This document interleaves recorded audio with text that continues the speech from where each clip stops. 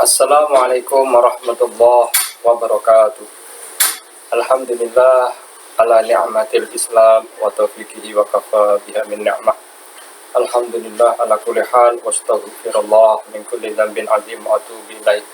Allahumma sholli ala sayyidina Muhammadin al-fatih lima ughliq wal khatimi lima sabaq nasiril haq bil haq wal hadi ila siratal mustaqim wa ala alihi haqqa qadri wa miqdaril azim. Alhamdulillah pada hari ini kita bisa berjumpa dengan Mister meskipun lewat video. Kita belajar lewat jarak jauh. Pada pagi hari ini di bab ke-6 Mister akan memberikan satu video terkait tentang sifat-sifat terpuji atau akhlak terpuji yang harus kalian pelajari dulu, nanti diamalkan semampunya. Yang pertama adalah optimis, qanaah dan tawakal. Optimis di dalam Islam adalah orang yang memiliki semangat. Kita harus memiliki semangat ya. Orang yang selalu hidupnya itu bersemangat ya. Orang yang dia itu menghindari sifat malas. Jangan sampai kita itu menjadi orang yang malas, tapi kita harus menjadi orang yang optimis, orang-orang yang memiliki prasangka baik kepada Allah, juga kepada sesama manusia. Kita jangan sampai memiliki sifat yang pesimis atau putus asa. Lawan kata optimis adalah pesimis. Kalau pesimis itu sifat negatif, putus asa. Kalau optimis itu berpengharapan baik kepada Allah. Kita harus memiliki roja namanya dalam agama. Roja itu berharap bahwa Allah menerima amal ibadah kita, bahwa Allah akan memberikan kita yang terbaik ketika kita sudah berusaha dengan maksimal, bahwa Allah akan mengabulkan cita-cita kita. Itu yang disebut optimis, semangat gitu ya. Optimis ini dibagi menjadi 3 ya. Kalau di dalam buku yang kalian pelajari di halaman 62 ada namanya optimis dalam belajar. Ketika kita belajar seperti sekarang ini, di sudah kelas 5 di term 2 ini di bab 6, kalian harus optimis meskipun jarak jauh. Jangan sampai mengurangi semangat kita, kesungguhan kita dalam menuntut ilmu atau dalam belajar. Kita harus yakin bahwa dengan belajar ini akan memperoleh hasilnya, akan ditinggikan derajatnya di sisi Allah, dan akan menghilangkan kebodohan-kebodohan yang selama ini menutupi kecerdasan kita ya. Optimis. Ada juga yang kedua adalah dalam bekerja. Manusia itu ketika bekerja, ketika beramal, ketika mengerjakan tugas, menjalankan amanah, dia juga harus optimis. Karena kalau tanpa didasari dengan optimis, maka yang dikerjakan itu akan sembrono atau seenaknya saja, atau tidak penuh semangat. Harusnya kan penuh semangat dia bekerja. Alhamdulillah punya amanat, dikasih pekerjaan. Alhamdulillah masih bisa diberi kesempatan bekerja, mengerjakan, misalnya kalau kalian yang membantu orang tua kerjaan-kerjaan di rumah, atau mengerjakan tugas-tugas yang diberikan oleh guru untuk dikerjakan secara maksimal itu dengan semangat itu. Begitu juga ketika tadi di awal optimis dalam belajar atau semangat belajarnya itu harus dimiliki ya, karena ada di dalam firman surat Ar-Ra'd ya, surat ke-13 ayat 11, innallaha la yughayyiru ma biqaumin hatta yughayyiru ma bi anfusihim.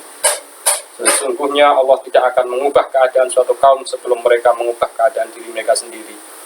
Ini ada mufasir menerangkan bahwa nikmat yang ada pada diri kita yang dikaruniakan oleh Allah tidak akan dirubah oleh Allah kecuali kita sendiri. Menjadi nikmat itu menjadi sia-sia, nikmat itu menjadi tidak berfungsi, nikmat itu tidak kita jalankan, tidak kita syukuri, atau malah kita ingkari, atau menjadi kita kufur kepada nikmat itu. Nikmat itu banyak. Nikmat panca indera yang tadi kemarin kita jelaskan, nikmat jasmani, rohani, dan rezeki itu.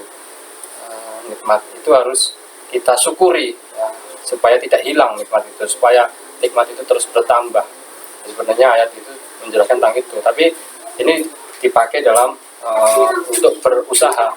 Jadi manusia itu harus selalu bisa memiliki semangat untuk merubah nasibnya, merubah keadaan buruknya, dari tidak baik menjadi lebih baik, dari lebih baik menjadi lebih baik lagi. Yang sudah baik terus ditingkatkan kebaikannya. Itu yang disebut dalam ayat ini sebenarnya menjelaskan tentang itu. Yang ketiga, setelah kita optimis dalam belajar, optimis dalam bekerja, juga ada optimis dalam beribadah. Ketika kalian membaca ayat-ayat suci Al-Quran, itu juga termasuk ibadah ya. Anda menjalankan sholat, kita semua ini menjalankan sholat, menjalankan ketaatan, sedekah, kita harus mengerjakannya, ibadah-ibadah itu harus dengan penuh semangat gitu. Karena Allah selalu melihat, Allah selalu mendengar ibadah-ibadah kita, Allah selalu meneliti, mewaspadai semua gerak-gerik ubudiyah kita, bahkan gerakan lintasan hati dan pikiran kita dipantau oleh Allah. Malaikatnya selalu mau men-CCTV kita itu, terus mengontrol apa yang dilakukan, dicatat gitu. Rokib dan atid ini mencatat baik buruk, tapi dalam ibadah ini dicatat. Ketika sholat sendirian, sholat sunnah misalnya, atau sholat jamaah, harus optimis. Itu juga ketika dzikir misalnya, optimis meskipun dalam kondisi sendiri itu. Karena apa? Optimis ini penting sebagai keseriusan kita menghadap kepada Allah. Beribadah kan artinya itu mengabdi kepada Allah ya. Melakukan pengabdian kepada Allah itu harus optimis, penuh semangat, penuh rojak. Allah akan membalasnya, tidak akan menyia-nyiakan ibadah kita. Keuntungan orang yang memiliki sifat optimis adalah merasa tenang dalam mengerjakan sesuatu. Kalau dia semangat dalam belajar, semangat dalam bekerja, semangat dalam beribadah, maka dia hatinya akan tenang karena sudah dilakukan secara maksimal dengan penuh semangat. Merasa yakin akan kemampuan diri sendiri, dia tidak mengandalkan orang lain. Belajar sendiri, sudah bisa. Bekerja juga bekerja sendiri tanpa menyibukkan orang lain, tanpa merepotkan orang lain. Misalkan Anda menyiapkan perangkat-perangkat pembelajaran sendiri di rumah, saat ini orang tua kalian sedang kerja atau punya kesibukan lain untuk memenuhi kehidupan sehari-hari, kalian harus siap seragamnya, laptopnya, hari ini pelajarannya apa, jadwalnya apa, harus Anda siapkan sendiri, penuh dengan optimis gitu ya. Kemampuan diri sendiri itu tidak bergantung pada bantuan orang lain. Keuntungan yang ketiga. Yang keempat, selalu siap dalam menghadapi segala pekerjaan, siap ditempatkan dimanapun karena sudah terlatih, dia selalu siap. Nanti ada kepercayaan baru yang diberikan kepada kalian, amanah dari Allah. Yang kelima adalah apabila memperoleh keberhasilan, merasa bersyukur.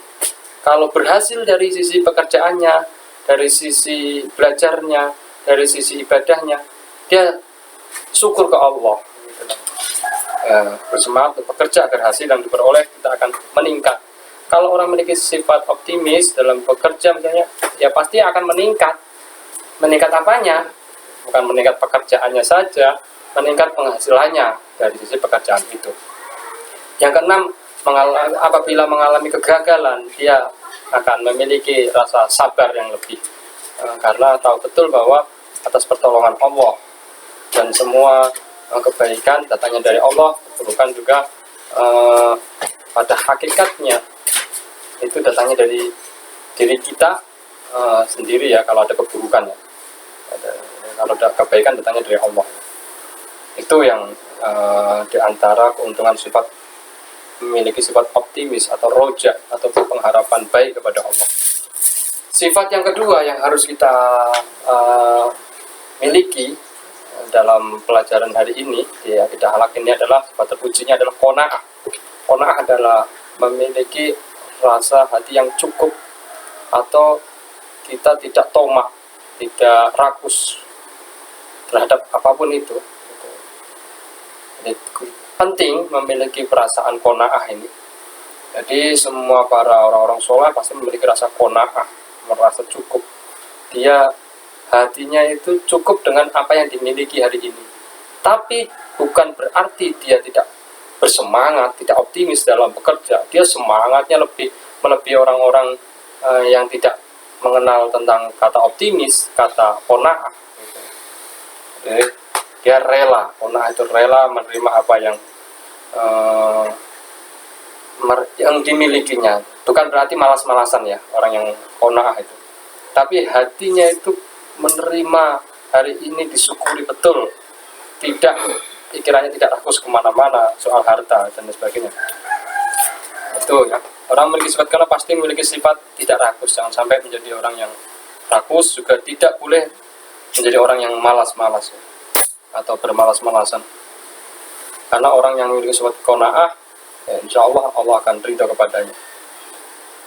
Jadi qanaah ini bukan berarti tidak boleh memiliki harta kekayaan yang lebih, atau kita tidak boleh memiliki pangkat yang lebih, bukan seperti itu. Tapi hati kita saja yang merasa cukup. Namun ketika semangat dalam bekerja, semangat dalam berusaha, semangat dalam belajar itu harus. Itu ya. Ada sabda Rasulullah SAW, laisal ghina an kasratil arabi walakinnal ghina ghinan nafsi. Kaya itu bukanlah kaya harta, tetapi kaya jiwa. Jadi yang disebut kaya secara hakiki itu sebenarnya hatinya. Kalau hati kita penuh dengan rasa cukup, rasa menerima, itu kan kita menjadi orang yang kaya pada hakikatnya. Jadi bukan kekayaan harta yang melimpah, semua fasilitas gedung atau apapun itu, tetapi hati kita merasa kurang terus, ya tidak ada rasanya karena kita tidak nikmati yang hari ini gitu. Kita mengejar yang akan kita bayangkan, kita inginkan, tapi kita tidak nikmati. Itu bisa menjadi sumber penderitaan.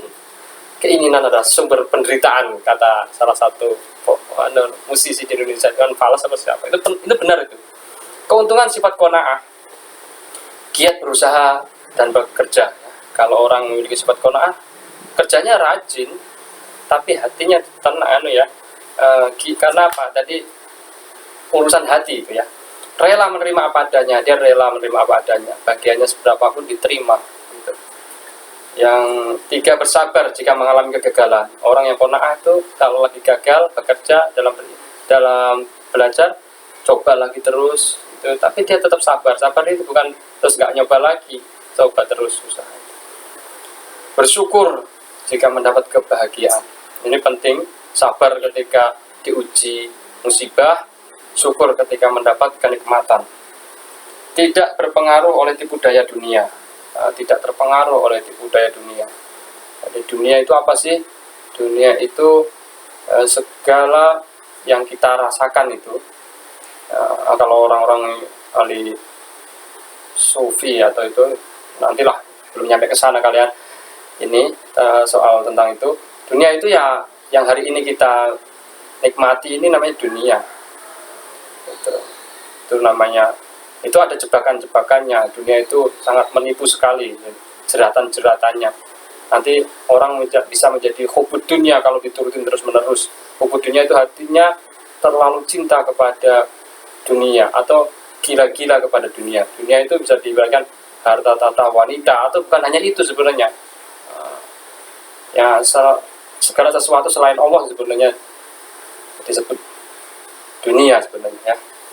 Itu tidak terlalu terpengaruh tipu dayanya udah, karena dunia ini semakin kita cari, semakin kita kuasai, apalagi dengan hati kita, maka kita akan semakin haus, maka kita akan semakin lelah, dan dunia akan lepas, karena kita otomatis kan umurnya akan habis, sehingga kita juga akan kembali ke akhirat gitu. Dengan dunia ya kita tinggal begitu saja gitu.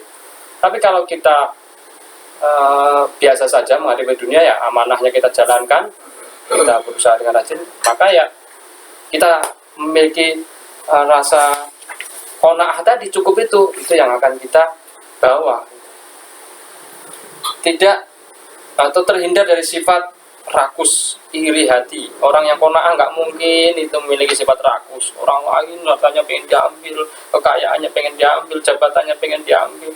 Terus pokoknya kurang terus rakusnya. Terus udah punya mobil 5 pengen 7, udah punya pangkat menteri pengen jadi presiden, udah jadi presiden pengen jadi presidennya presiden. Wah, siapa aja lah yang membuat itu. Kurang terus pokoknya. Karena apa? Rakus tadi. Iri hati, hatinya itu iri. Iri itu bisa berarti dengki. Ada orang lain mendapat nikmat, dia sedih. Ada orang lain bahagia, dia sedih. Ada orang susah, dia senang. Wah, ini jangan kita miliki, kita harus buang jauh-jauh perasaan itu. Dan malas, kita akan terhindar dari sifat malas. Karena itu ya, yang sifat ketiga adalah tawakal. Tawakal kepada Allah, menyerahkan segala sesuatu kepada Allah setelah berusaha dengan sungguh-sungguh. Ibadah itu hampir rata-rata tujuannya itu untuk tawakal. Puasa untuk tawakal, ibadah-ibadah yang lain juga untuk tawakal. Artinya untuk bertakwa kepada Allah. Untuk tawakal ini, kalau ini tawakal ini memasrahkan, kita pasrahkan ibadah kita, belajar kita, kerja kita kepada Allah setelah kita sungguh-sungguh dan maksimal. Bukan berarti kita malas belum nyoba udah tawakal aja, itu keliru. Dulu pernah sahabat menanya, dia lepas ontanya begitu saja ke salat jamaah dengan Rasul, dimarahin Rasul. Saya tawakal katanya. Tidak, harus ontanya harus diikat. Misalnya Anda punya mobil, mobilnya harus dikunci, kunci ganda kalau diparkir di mana gitu, di kompleknya itu misalnya ada mau parkirannya itu, ya dikunci, rumah juga dikunci. Wah, saya tawakal, harta saya biarin saja, nanti diurus Allah. Ya enggak seperti itu, harus dijaga. Rumah harus dikunci, ya. Ketika keluar rumah, mobil juga ketika parkir dikunci, atau apalah yang kira-kira kaitannya dianalogikan tadi tentang unta tadi. Ya. Dalam surat Al-Imran ayat 159 ya. Fa'idza azamta fatawakkal 'ala Allah innallaha yuhibbul mutawakkilin. Kemudian apabila engkau telah membulatkan tekad, maka bertakwalah kepada Allah. Sungguh Allah mencintai orang yang bertawakal. Allah itu mencintai orang yang bertawakal. Kita ingin dicintai Allah. Karena kalau kita sudah dicintai Allah, Allah memiliki segalanya, dunia dan akhirat milik Allah. Semua isi dunia ini berbagai macam ya. Ada makhluk, sesama manusia, binatang, tumbuhan, semua itu makhluknya Allah. Nah kalau kita dicintai Allah, yang lain kan pasti ngikut gitu. Ini penting ketika kita membulatkan tekad, kita sudah bercita-cita untuk jadi orang baik, untuk menjadi orang yang sukses di dunia maupun di akhirat di sisi Allah. Jangan sampai kita patah arang, kita tidak memasrahkan total ya. Kita harus diimbangi dengan tawakal, pasrah. Kalau enggak, wah bisa stres orang itu. Udah saya sungguh-sungguh ujian, tiba nilainya misalnya dapat 6, harusnya pengennya 100. Wah, enggak dipasrahkan ke Allah.